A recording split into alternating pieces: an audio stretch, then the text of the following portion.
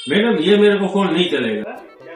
अरे भाई 20,000 मुझे इसका दे दो, 5,000 का खर्चा करवा दो, 40,000 में बेच दो और 15,000 का आपको प्रॉफिट। नहीं मैडम, हम ऐसा काम नहीं करते। कस्टमर को कहाँ पता चलेगा ये रिपेयर है कि? रुको रुको मैडम, मैं आपको समझाता हूँ।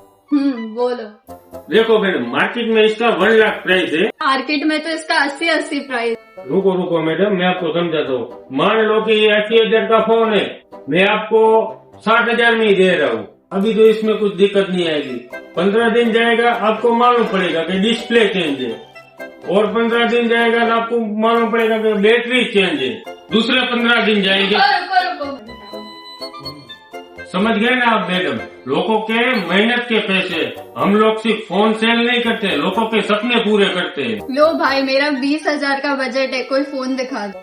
हाँ मैडम, वो तो आपको मैं दिखा देता हूँ 20,000 वाला फोन, मगर 2-5,000 के लिए आपको पूरा 80,000 का नुकसान नहीं करवाना चाहिए। जिस जगह पे पूरा आपको जिम्मेदारी मिले ना, उसी जगह से आप फोन लीजिए।